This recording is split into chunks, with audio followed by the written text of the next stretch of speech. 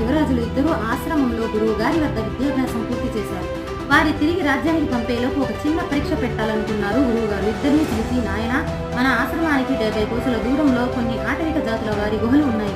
వాటిలో అమూల్యమైన మరకతమణి ఉంది. దాన్ని ఎవరు తొందరగా తీసుకువస్తారో వారే ఈ పరీక్షలో విజేత అని చెప్పారు. దాంతో యువరాజులు ఇద్దరు గుహలకు వెతుక్కుంటూ బయలుదేరారు. దారిలో వారికి వ్యక్తి తీవ్ర గాయాలతో కనిపించాడు. అయితే ఆలస్యం అయిపోయిందని అజేయుడు ముందుకు వెళ్ళిపోయాడు. కానీ విజయుడు మాత్రం ఆగి అతడికి సపర్యలు చేసి ఎవరో ఏంటో కనుక్కున్నాడు. కాస్త స్థిమితపడి తర్వాత వ్యక్తి వెళ్ళిపోయాడు. విజయుడు మళ్ళీ బయలుదేరాడు. కొంత దూరం వెళ్ళాక అతడు అజేయుడికి ఆటవిక తెగల చేతిలో బందీగా కనిపించాడు. వెంటనే విజయుడు వారితో స్నేహంగా మాట్లాడి అజేయుడిని ఇప్పించాడు. అంతేకాదు, వారు విజయుడిని గుహల వద్దకు తీసుకువెళ్లి మరకతమని కూడా ఇప్పించారు. ఇదంతా ఎలా సాధ్యమైందో అజేయుడికి అర్థం కాలేదు. అదే విషయం అడిగాడు. అప్పుడు విజయుడు దారిలో గాయాలతో కనిపించిన వ్యక్తి వీరి చేతిలో దాడికి గురైన వాడే, వాళ్ళెలా ప్రవర్తిస్తాడో అతడే నాకు చెప్పాడు. దాన్ని బట్టి